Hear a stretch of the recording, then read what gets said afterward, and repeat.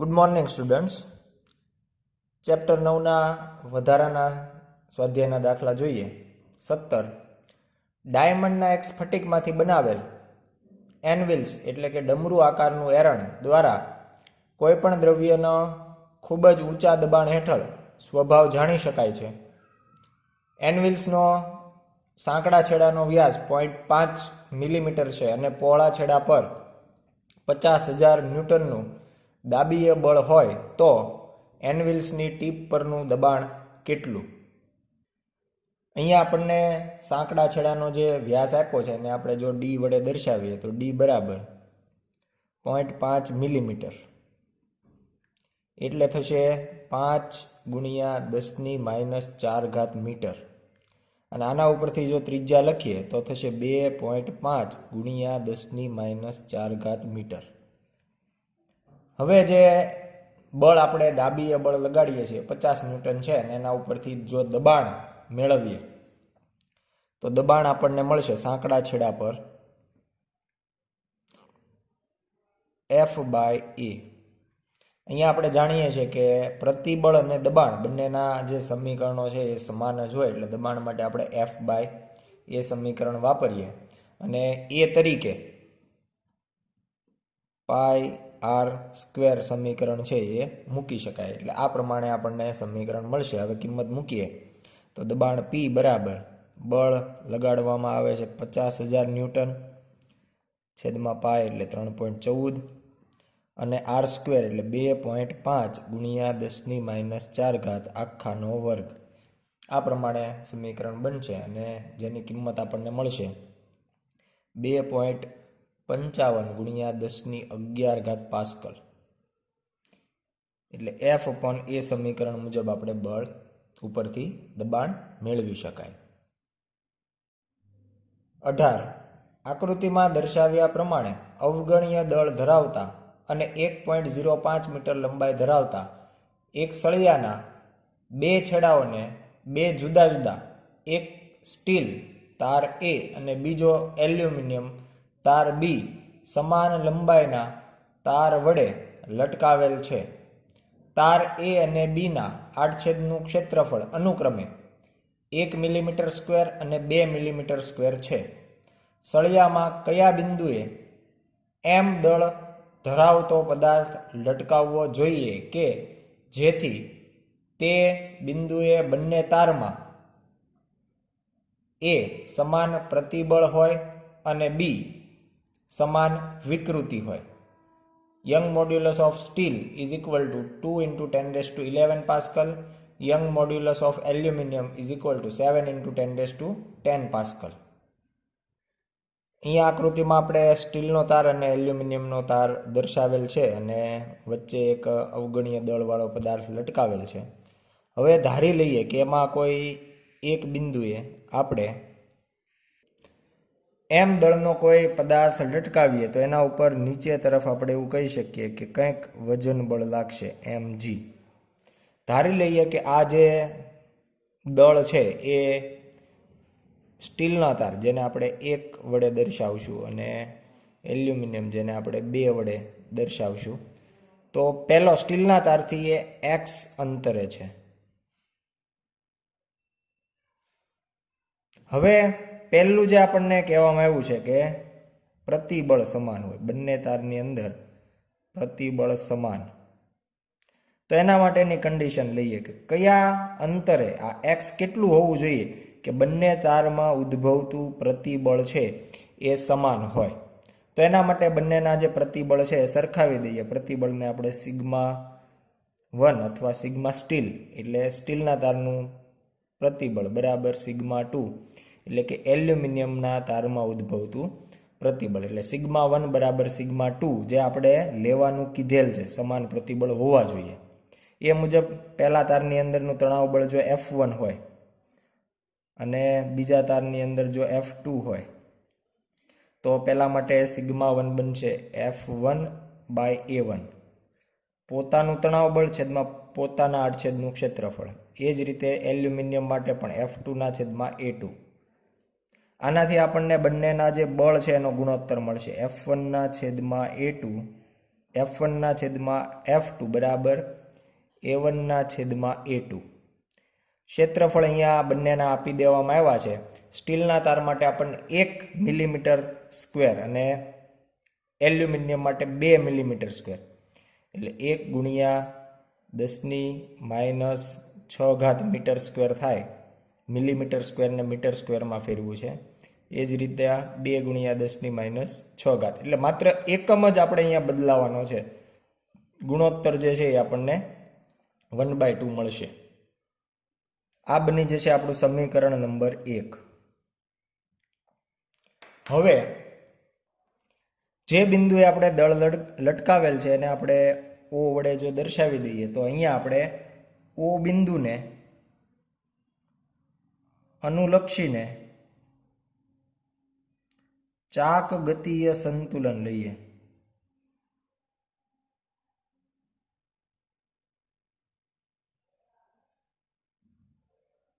તો ચાક ગતિય સંતુલન માટે O બિંદુને અનુલક્ષીને એક બળ લાગે છે, એટલે ત્યાંથી mg નું લંબ અંતર અહીંયાથી જ આપણે વાત કરીએ છીએ એટલે 0 થઈ જશે. એક અંતર આપણે A1 તારની અંદર જે પ્રતિબળ લાગે છે એના લીધે આપણે કહી શકાય કે એમના વચ્ચેનું અંતર જે છે લંબ અંતર એ x જેટલું થશે, જે આપણે પહેલા ધારેલું હતું. બીજું જે બળ છે એ B તારમાં હશે, જેનું અંતર આપણે જો ઉગમ બિંદુથી અથવા તો આપણા જે બિંદુએ દળ લટકાવેલું છે ત્યાંથી લઈએ તો એ થશે 1.05 - x, કારણ કે ટોટલ જે લંબાઈ આપવામાં આવી છે એ 1.05 છે. એમાંથી જો x બાદ કરીએ તો B તારથી આપણા દળનું અંતર 1.05 - x જેટલું રહેશે. એટલે પહેલા તાર માટે જો વાત કરીએ તો એ બનશે F1 બળ અને લંબ અંતર x. બીજા તાર માટે જો વાત કરીએ તો બળ હશે F2 અને એનું અંતર હશે 1.05 - x. એટલે આ પ્રમાણેનું આપણને સમીકરણ મળે. જોઈ શકાય કે બંને જે અંતરો જે છે એ વિરુદ્ધ દિશામાં છે. એકનું અંતર આપણે ઋણ x અક્ષ ઉપર લેવું પડે, બીજાનું ધન x અક્ષ ઉપર. જ્યારે બંનેની અંદર જે પ્રતિબળ ઉદ્ભવે છે, જે આપણે તણાવ બળ ઉદ્ભવે છે એ સમાન દિશામાં છે, અને એના કારણે કહી શકાય કે જો અંતરની દિશા વિરુદ્ધ હોય તો બંનેના ટોર્કની દિશા વિરુદ્ધ હોય અને બંનેનો સરવાળો 0 થાય, એટલે મૂલ્યો સરખાવી શકાય. આના ઉપરથી જો આપણે F1 છેદમાં F2 લઈએ તો એ આપણને મળશે 1.05 - x છેદમાં x. અને હવે સમીકરણ 1નો અહીંયા જો આપણે ઉપયોગ કરીએ F1 છેદમાં F2, જે આપણે મેળવેલું છે એનો જવાબ મળે છે 1/2. તો એ અહીંયા આપણે ડાયરેક્ટ 1/2 મૂકી દઈએ. હવે જો સાદું રૂપ આપીએ તો 2 નો ગુણાકાર થશે 1.05 - x સાથે, એટલે ગુણાકાર આવશે 2.10 - 2x = x નો ગુણાકાર 1 સાથે એટલે x, જેના ઉપરથી આપણે 3x મેળવી શકાય. આ -2x છે એ જમણી બાજુ આવે એટલે x વત્તા 2x એટલે 3x બરાબર 2.10. તો એના ઉપરથી જો x મેળવીએ તો x બરાબર 0.7 મીટર. તો આ પ્રમાણે આપણે xની વેલ્યુ મેળવી શકાય કે જેના માટે બંને તારમાં ઉદ્ભવતા જે પ્રતિબળ છે એ આપણને સમાન મળે. એટલે જો આપણે એ તારથી, સ્ટીલના તારથી 0.7 મીટર અંતરે દળ લટકાવીએ, દળ કોઈ પણ હોઈ શકે, દળનું મૂલ્ય ગમે તે લઈ શકાય. જો 0.7 મીટર અંતરે આપણે દળ લટકાડીએ તો આપણને બંને તારની અંદર ઉદ્ભવતું જે પ્રતિબળ છે એ સમાન મળશે. હવે આમાં જ આપણને બીજો કિસ્સો લેવાનો કીધો છે, જેમાં કીધું છે વિકૃતિ સમાન હોય. આપણે દળ ક્યાં લટકાવવું જોઈએ કે જેનાથી બંને તારમાં ઉદ્ભવતી વિકૃતિ સમાન હોય. તો એના માટે પણ આપણે x ધારી લઈએ, જે આકૃતિમાં દર્શાવેલ છે. તો હવે xનું એવું મૂલ્ય મેળવીએ કે જેના માટે વિકૃતિ સમાન હોય. તો વિકૃતિ માટે આપણે બંનેની જે વિકૃતિ છે σ1 અને ε1 અને ε2 એને સરખાવી દઈએ. એપ્સાઇલોન માટે અહીંયા આપણે યંગ મોડ્યુલસનું સમીકરણ વાપરીએ. તો યંગ મોડ્યુલસ ઉપરથી જો આપણે વિકૃતિને સૂત્રનો કરતા બનાવીએ તો આપણે લખી શકીએ σ1 છેદમાં y1 બરાબર σ2 છેદમાં y2. કારણ કે યંગ મોડ્યુલસ બરાબર પ્રતિબળના છેદમાં વિકૃતિ. આ પ્રમાણેનું આપણને જે યંગ મોડ્યુલસનું સમીકરણ છે એ મળે અને એના ઉપરથી જો વિકૃતિને સૂત્રનો કરતા બનાવીએ તો પ્રતિબળના છેદમાં યંગ મોડ્યુલસ થઈ જશે. અહીંયા આપણે જે પ્રતિબળ છે એની કિંમત મૂકીએ. પ્રતિબળ છે F1/A1 એટલે F/A હોય તો એના ઉપરથી F1/A1 × Y1 બરાબર F2ના છેદમાં A2Y2. આ મુજબ આપણને કિંમત મળશે અને એના ઉપરથી જો આપણે F1ના છેદમાં F2 મેળવીએ તો A1Y1 છેદમાં A2Y2.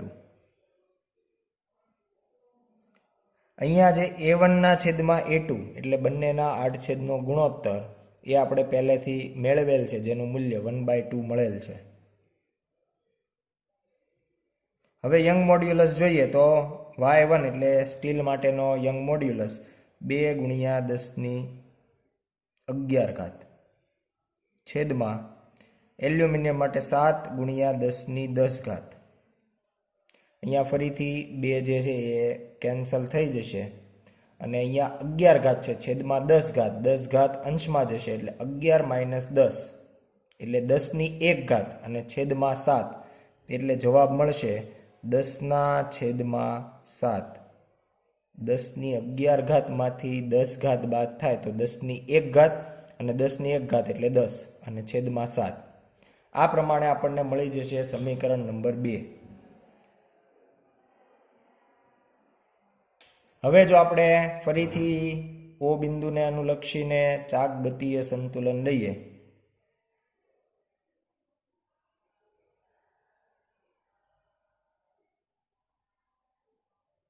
એટલે ફરીથી આપણને આ પ્રમાણેનું સેમ ટુ સેમ સમીકરણ. અહીંયા આપણું x અલગ છે કંઈક. આપણે xના એવા મૂલ્યો મેળવવા જઈ રહ્યા છીએ કે જેમાં પ્રતિબળ સમાન હોય ને વિકૃતિ સમાન હોય. તો પ્રતિબળ માટે આપણને xનું મૂલ્ય 0.7 મળ્યું. હવે વિકૃતિ માટે પણ સમીકરણ એટલે કદાચ આપણે આ બિંદુ 0.7 હોય તો અહીંયા કોઈ બિંદુ વિચારી શકીએ અલગ જગ્યાએ, પણ એનાથી એનું ચાક ગતિય સંતુલન તો આપણે O બિંદુને અનુલક્ષીને જ લેવાના છીએ. એટલે એક બળ જે છે એનું અંતર ડાબી બાજુ અને બીજાનું જમણી બાજુ, બંનેને લીધે લાગતા ટોર્ક. કારણ કે સંતુલનમાં તો જ રહે જ્યારે ટોર્ક પરિણામી શૂન્ય હોય. શૂન્ય ક્યારે થાય તો કે બંને વિરુદ્ધ દિશામાં અને સમાન મૂલ્યના. એટલે ફરીથી આ જ સૂત્ર આપણે એના માટે વાપરી શકાય અને એના ઉપરથી જો આપણે F1ના છેદમાં F2 લખીએ તો F1ના છેદમાં F2 બરાબર પહેલાનું જે અંતર છે ને બીજાનું અંતર તો એ આ પ્રમાણે જ રહેશે 1.05 - x/x. પણ આ વખતે આપણે સમાન વિકૃતિ માટે F1ના છેદમાં F2 કંઈક અલગ છે. સમીકરણ 2 મુજબ 10⁻7. અને હવે આ જે 10⁻7 છે એના મુજબ જો ગણતરી કરીએ તો 7નો ગુણાકાર 1.05 - x સાથે થશે અને એનો જવાબ આપણને મળશે 7.35 - 7x x નો ગુણાકાર 10 સાથે થશે એટલે જવાબ મળશે 10x. અને હવે આને જો આપણે સાદુરૂપ આપીએ તો સાદુરૂપ આપતા આપણે xની જે વેલ્યુ છે એ મેળવી શકાય. અહીંયા 7x જે છે એ બીજી તરફ જમણી બાજુ જશે એટલે થઈ જશે 17x. આ તરફ 7x માઇનસ છે, પેલી બાજુ જાય એટલે પ્લસ. 10 + 7 17x બરાબર 7.35. અને એના ઉપરથી જો આપણે x મેળવીએ તો x બરાબર 0.43 મીટર. એટલે આ મુજબ જો આપણે કહીએ તો આપણે એક્સનું મૂલ્ય જોઈ શકાય ઘટે છે. એટલે આપણે આ જે દળ છે એ પહેલા તારની વધારે નજીક લઈ જવું પડે જો આપણે વિકૃતિ સમાન મેળવવી હોય તો 0.43 મીટર જેટલા અંતર. એટલે બંને અંતરો સ્ટીલના તારથી આપણે માપેલા છે. જો આપણને એલ્યુમિનિયમના તારથી પૂછવામાં આવે તો એના માટે તમે 1.05 - x જે પ્રમાણે x જે કન્ડિશન લેવાની હોય એ મુજબ ગણતરી કરી શકાય. 19. 1 મીટર લંબાઈ ધરાવતો અને 0.5 ગુણ્યા 10⁻1 સેન્ટીમીટર સ્ક્વેર આડછેદનું ક્ષેત્રફળ ધરાવતા હોય તેવા એક નરમ સ્ટીલના તારને બે પિલર પર આકૃતિમાં દર્શાવ્યા પ્રમાણે સમક્ષિતિજ રીતે તાણીને રાખેલ છે. જો તારના મધ્ય બિંદુ પર 100 ગ્રામ દળ લટકાવવામાં આવે તો મધ્ય બિંદુ પર ઉદ્ભવતું ડિપ્રેશન એટલે કે સ્થાનાંતર શોધો. Young modulus of steel is equal two 2 × 10⁻11 pascal. અહીંયા આકૃતિમાં આપણે સ્ટીલનો જે નરમ તાર છે દર્શાવ્યો છે, એના મધ્ય બિંદુ પર આપણે કંઈક 100 ગ્રામ જેટલું દળ લટકાવીએ છીએ. હવે આ દળ લટકાવવાના કારણે એ જે બિંદુ છે એનું સ્થાનાંતર થાય, જે આપણે સ્થિતિસ્થાપક દ્રવ્યો છે એના વ્યાવહારિક ઉપયોગિતામાં પણ ભણી ગયા. બીમનું વંકન જોવા મળે છે. તો અહીંયા પણ તારનું વંકન થશે એવું આપણે કહી શકાય, જેના લીધે આ જે બિંદુ છે એ સ્થાનાંતર કરી અને અમુક અંતર જેટલું નીચે આવશે. ખરેખર આકૃતિમાં આપણે થોડું વધારે દર્શાવી રહ્યા છીએ, જેનાથી તમને સ્પષ્ટ એનું સ્થાનાંતર મળે. ખરેખર આ જે સ્થાનાંતર છે એ ખૂબ જ સૂક્ષ્મ હોય, પણ જો આપણે આકૃતિમાં માત્ર એટલું સૂક્ષ્મ સ્થાનાંતર દર્શાવીએ તો એ આપણને સ્પષ્ટ જોઈ શકાશે નહીં. એટલા માટે આકૃતિ પૂરતું આપણે એ સ્થાનાંતર થોડું મોટું દર્શાવેલ છે.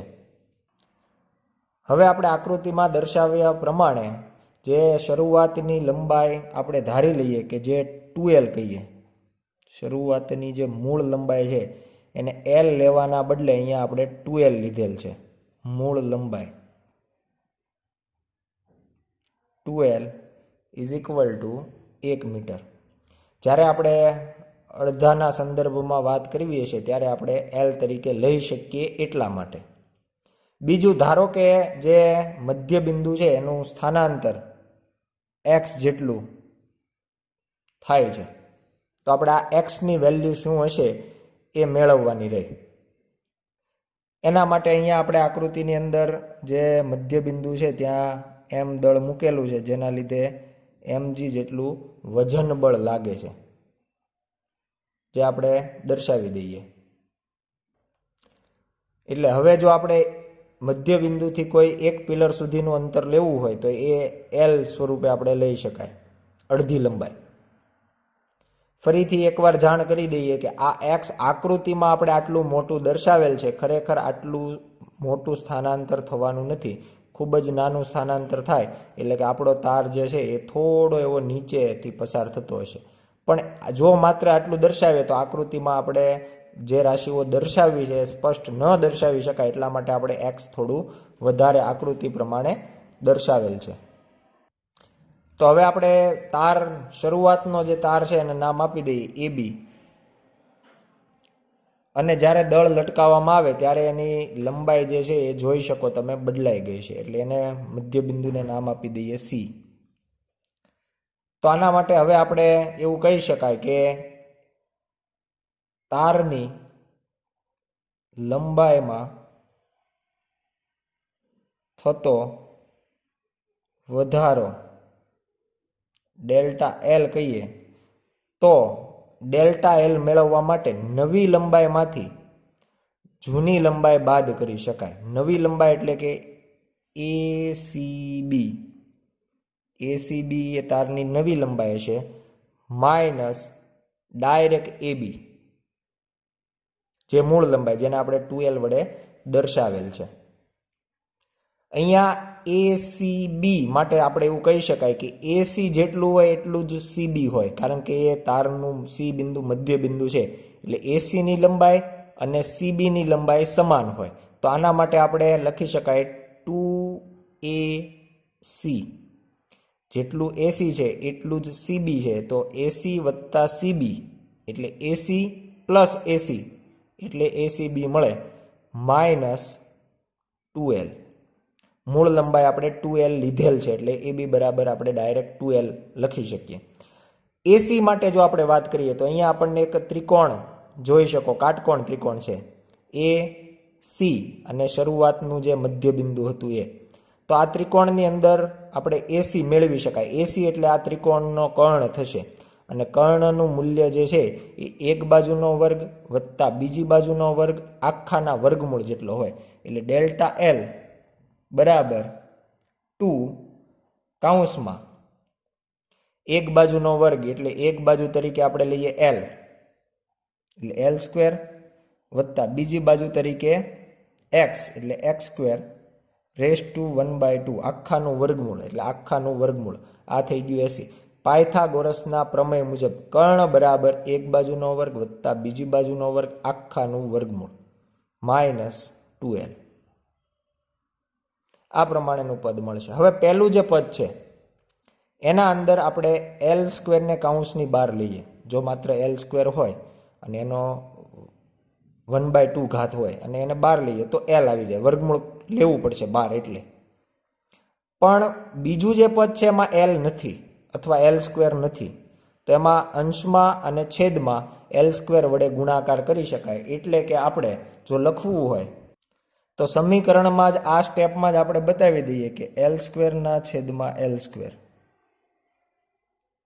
એટલે એ એક્સ સ્ક્વેર જ કહેવાય. હવે બંનેમાંથી આપણે એલ સ્ક્વેર કોમન લઈ શકીએ અને એલ સ્ક્વેરને બહાર લઈએ એટલે થઈ જશે 2l. વર્ગમૂળ લેવાઈ ગયું છે એલનું.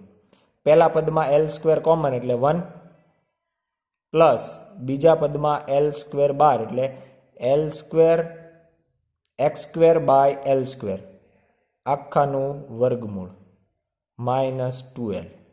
આ પ્રમાણેનું સમીકરણ બને. અને હવે આપણી પાસે જે કૌંસ છે કે જેની વનાફ ઘાત છે એનું આપણે વિસ્તરણ કરીએ. તો વિસ્તરણ માટે મિત્રો યાદ રાખવાનું છે 2l.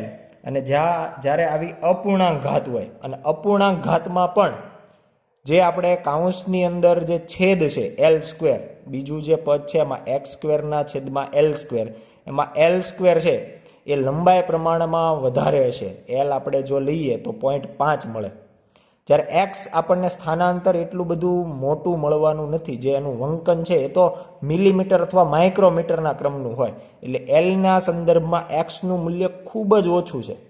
એટલે અંશ ખૂબ જ ઓછો થાય, છેદ આના પ્રમાણમાં મોટો થાય. તો આવું જ્યારે પદ આપણી પાસે હોય અને એ પ્રમાણે જ્યારે વિસ્તરણ કરવાનું હોય તો એ ઘાત જે છે એ બીજા પદ સાથે ગુણાય અને બાકી ઘણા બધા અનંત પદ મળે વિસ્તરણમાં. પણ આપણે શરૂઆતના જે બે પદ છે એ જ ધ્યાનમાં લઈએ તો 1 પ્લસ જે 1/2 ઘાત છે એ બીજા પદ સાથે ગુણાકારમાં આવશે એટલે 1/2 અહીંયા ગુણાકારમાં લેવાય એટલે એક્સ સ્ક્વેરના છેદમાં 2l સ્ક્વેર. આ આખું વિસ્તરણ થઈ ગયું. હજુ પણ ઘણા બધા પદ મળે, એક્સની 3 ઘાત 4 ઘાત એ પ્રમાણેના પદ મળે, પણ એ આના કરતાં પણ ખૂબ નાના હોય એટલે એને અવગણેલ છે.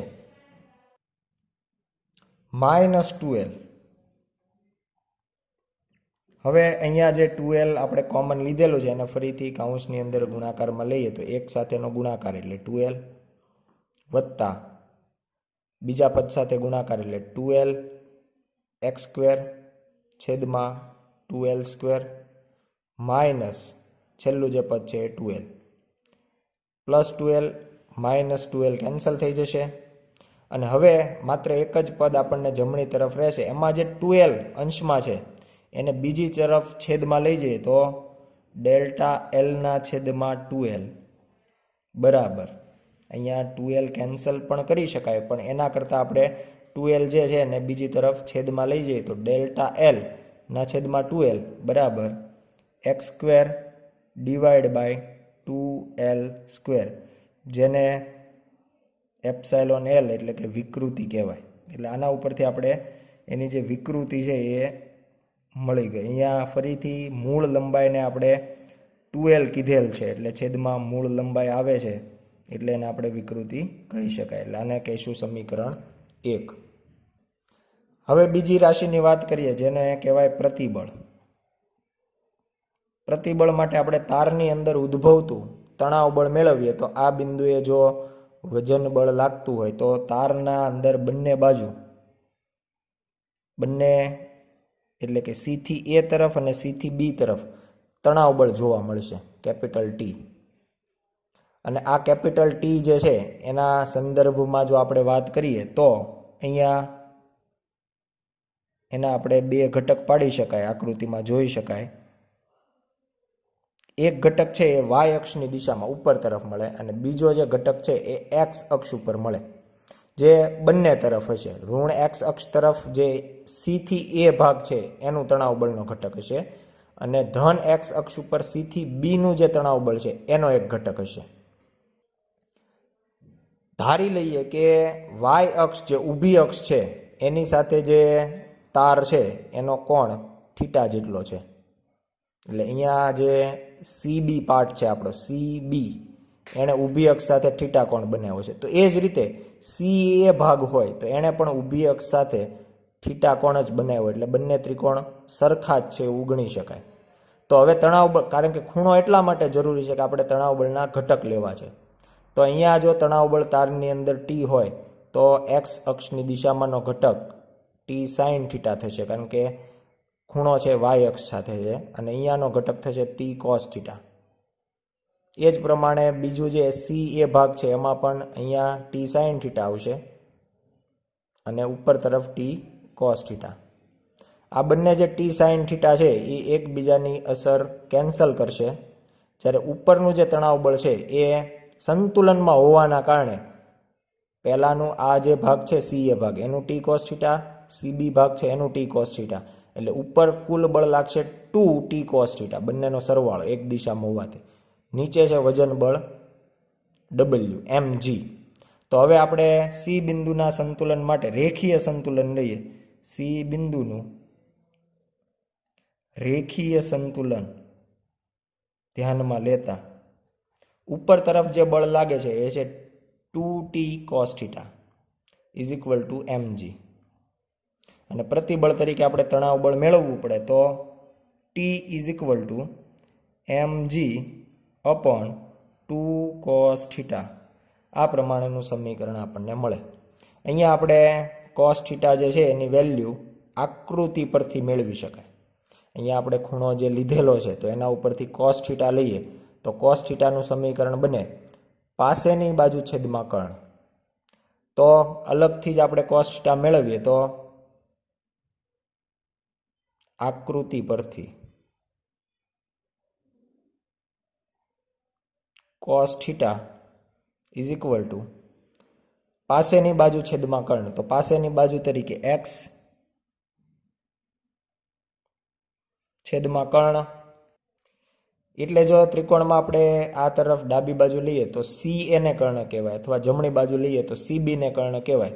એટલે જો એસીની વેલ્યુ આપણે ખાલી એસી જે છે એ કર્ણ થયો એની value L² plus x² raise to 1/2, એટલે L² plus x² raise to 1/2. અને એને સાદું રૂપ આપવું હોય તો એના માટે ફરીથી આપણે જે પ્રમાણે વિકૃતિની અંદર જોયું હતું એ જ પ્રમાણે એલને કોમન લઈએ. પહેલા પદમાં L² છે એને કોમન એટલે વર્ગમૂળ નીકળશે, L થઈ જશે, 1 રહેશે. બીજા પદમાં L² છે જ નહીં, L² ને બહાર લ્યો એટલે વર્ગમૂળ સાથે નીકળે એટલે L થઈ જાય. તો L² માટે આપણે અહીંયા L² ઉપર નીચે ગુણાકાર કર્યો હોય તો એ પ્રમાણેનું પદ આપણને મળે L² ના છેદમાં x² ના છેદમાં L², આખાની 1/2. આ પ્રમાણેનું પદ મળે. અને હવે આને આપણે સાદું રૂપ આપીએ, વિસ્તરણ કરીએ તો એનાથી આપણને cos થીટાનો જવાબ મળશે x ના છેદમાં L કૌંસમાં 1 પ્લસ જે 1/2 ઘાત છે એ આગળ આવશે અને બે પદ સુધી જ આપણે વિસ્તરણ દર્શાવીએ તો 1/2 x² ના છેદમાં L², એટલે 1/2 જે છે એ L સાથે ગુણાઈ જાય 2L². અને હવે ફરીથી આપણે Lને અંદર ગુણાકારમાં લઈએ તો x ના છેદમાં L વત્તા x²/2L. Lનો ગુણાકાર એક સાથે એટલે L, Lનો ગુણાકાર બીજા પદમાં કરીએ તો એક L કેન્સલ થઈ જાય એટલે x²/2L. પણ અંશ આ છેદની અંદર જોઈ શકાય કે Lનો સરવાળો x² વત્તા 2L સાથે છે. હવે આપણે જાણીએ છીએ એક્સનું મૂલ્ય ખૂબ જ ઓછું મળવાનું છે, એટલે આપણે x is very very less than L હોવાથી એનો વર્ગ એટલે x² એના કરતાં પણ L કરતાં નાનો મળે. અને એના સંદર્ભમાં આપણે એલના સંદર્ભમાં એક્સ સ્ક્વેરને અવગણી શકાય, એટલે આનો જવાબ આ કન્ડિશનના આધારે માત્ર એલ જેટલો લઈ શકાય. એટલે એક્સના છેદમાં એલ થઈ જશે. છેદમાં એલ વત્તા એક્સ સ્ક્વેર બાય 2l છે, જ્યાં બીજું જે પદ છે એને આપણે એક્સ સ્ક્વેર વાળું જે પદ છે એને અવગણેલ છે, જેનાથી આપણને જવાબ એક્સ બાય એલ મળે છે. અને આ જે સમીકરણ છે એક્સ બાય એલ, એ સમીકરણની કિંમત કોસ થીટાની જે વેલ્યુ છે એ તણાવ બળમાં મૂકીએ તો તણાવ બળ ટી બરાબર mg છેદમાં 2 cos થીટા, અને cos થીટાની જગ્યાએ mg અપોન 2 એક્સના છેદમાં એલ, એટલે એલ જે છે એ અંશમાં જતું રહેશે. એટલે આ પ્રમાણે આપણને તણાવ બળ જે છે એના માટેનું સમીકરણ મળશે. હવે જો આપણે યંગ મોડ્યુલસનું સૂત્ર વાપરીએ તો યંગ મોડ્યુલસ y બરાબર sigma upon epsilon is equal to સિગ્માની જગ્યાએ ટી બાય એ બળના છેદમાં ક્ષેત્રફળ, અને વિકૃતિની જગ્યાએ ડેલ્ટા એલ બાય 2l. મૂળ લંબાઈને અહીંયા આપણે 2lના સ્વરૂપમાં લીધેલ છે. એટલે કિંમત મૂકીએ તો તણાવ બળની કિંમત આપણે મેળવી mgl અપોન 2x, અને વિકૃતિની કિંમત આપણને મળી એલ સ્ક્વેર બાય 2l સ્ક્વેર, x square by 2l square. સાદું રૂપ આપતા y બરાબર mg એલ ક્યુબ, અહીંયા 2 કેન્સલ થશે ને એલ સ્ક્વેર જે છે એ અંશમાં જશે, એટલે એલની 3 ઘાત છેદમાં એક્સ ક્યુબ. આ પ્રમાણેનું સમીકરણ બનશે. અને સાથે સાથે અહીંયા 8/નું જે ક્ષેત્રફળ છે એ ગુણાકારમાં આવશે એ, અહીંયા પણ 8/નું ક્ષેત્રફળ એ ગુણાકારમાં. હવે આપણે એક્સ ક્યુબને જો સૂત્રનો કરતા બનાવીએ તો x cube is equal to mg L cube by Y A. અહીંયા ફરીથી એલ જે છે એ તારની અડધી લંબાઈ છે, મૂળ લંબાઈને આપણે 2l કીધેલું છે, એ યાદ રાખવાનું છે. હવે જે કંઈ કિંમતો આપણને આપવામાં આવી છે એ મૂકી દઈએ. એમ આપણને 100 ગ્રામ આપવામાં આવ્યું છે, જે થશે 0.1 kg, જીનું મૂલ્ય 9.8. એલ ટોટલ 2l, મૂળ લંબાઈ આપણે 1 મીટર છે, એટલે એલ જે છે 0.5 મીટર થશે, એનો ઘન ભાગ્યા યંગ મોડ્યુલસ સ્ટીલ માટે 2 ગુણ્યા 10⁻11 ઘાત, અને 8/નું ક્ષેત્રફળ 0.5 ગુણ્યા 10⁻1 ઘાત સેન્ટીમીટર સ્ક્વેર, એને મીટર સ્ક્વેરમાં ફેરવીએ તો 0.5 ગુણ્યા 10⁻5 ઘાત મીટર સ્ક્વેર થશે. જો એક્સ મેળવવામાં આવે તો અહીંયા જે કંઈ રાશિઓ છે એમાં 0.1 ગુણ્યા 9.8 ભાગ્યા 2 ગુણ્યા 10⁻11 ઘાત ગુણ્યા 0.5 ગુણ્યા 10⁻5 ઘાત, આ બધી જ રાશિનું ઘનમૂળ લેવાનું થશે. અને 0.5ની 3 ઘાત હોવાથી એનું ઘનમૂળ 0.5 થશે. અહીંયા આપણે આડછેદનું ક્ષેત્રફળ જે લીધું છે 0.5 ગુણ્યા 10⁻2 ઘાત સેન્ટીમીટર સ્ક્વેર આપવામાં આવેલ છે, એટલે જ્યારે મીટર સ્ક્વેરમાં ફેરવશું ત્યારે એ 0.5 ગુણ્યા 10⁻6 ઘાત મીટર સ્ક્વેર થશે. એટલે એ પ્રમાણે અહીંયા પણ 10⁻6 ઘાત થશે, અને આખાને જ્યારે સાદું રૂપ આપશું ત્યારે એનો જવાબ આપણને મળશે 0.107 મીટર.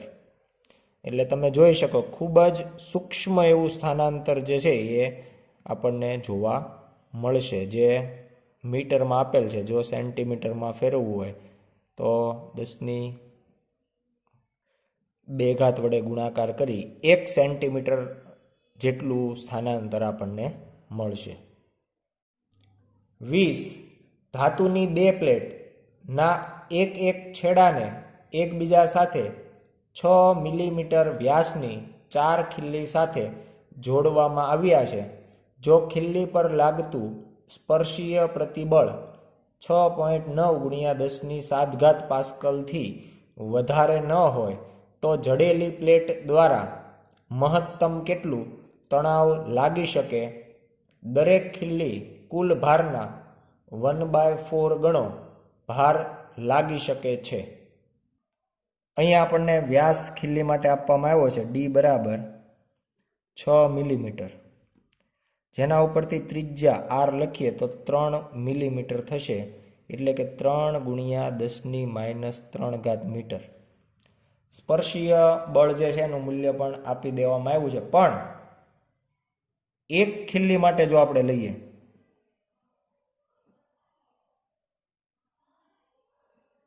તો એ ટોટલ જે બળ છે એના ચોથા ભાગનું 1/4 ગણું જ આપણે લેવાનું છે, એટલે W/4 આપણે લખી શકીએ. અને હવે આપણે મહત્તમ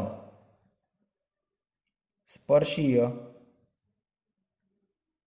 પ્રતિબળ જો લઈએ તો સ્પર્શીય બળ ના છેદમાં ક્ષેત્રફળ, આ પ્રમાણેનું સમીકરણ બને.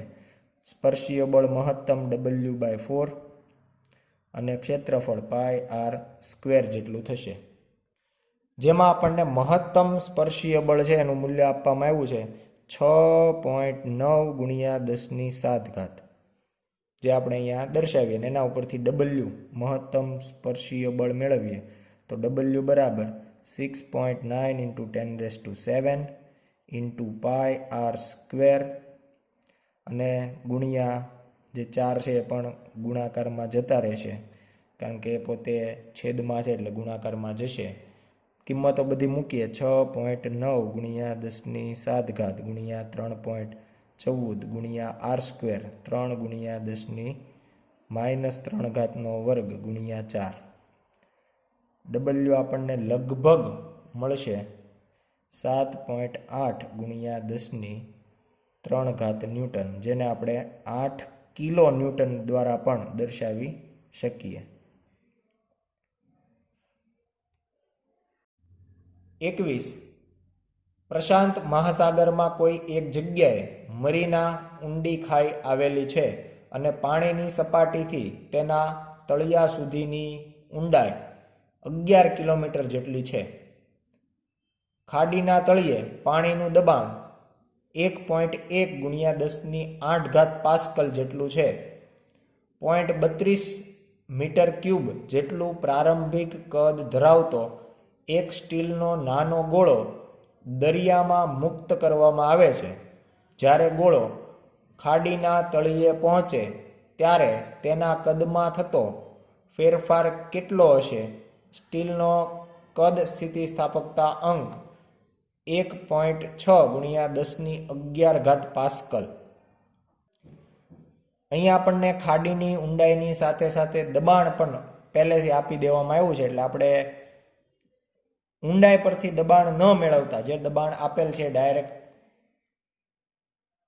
કિંમત મૂકી શકીએ. તો હવે બલ્ક મોડ્યુલસ લઈએ તો બલ્ક મોડ્યુલસ B બરાબર P/Δv/v, આ પ્રમાણેનું સમીકરણ આપણે લખી શકીએ. જેના પરથી જો ΔV ને આપણે સૂત્રનો કરતા બનાવીએ તો ΔV = PV/B, અને ત્રણેય જે કિંમતો છે એ આપેલ છે મૂકી દઈએ. દબાણ આપણને આપવામાં આવ્યું છે 1.1 ગુણ્યા 10⁸ પાસ્કલ. કદ આપવામાં આવ્યું છે 0.32 અને સ્ટીલ માટેનો બલ્ક મોડ્યુલસ 1.6 ગુણ્યા 10⁻11 પાસ્કલ. ગણતરી કરતા જવાબ મળશે 0.22 ગુણ્યા 10⁻³ અને જો આપણે એને ફેરફાર કરીએ તો 2.2 ગુણ્યા 10⁻⁴ મીટર ક્યુબ. આભાર.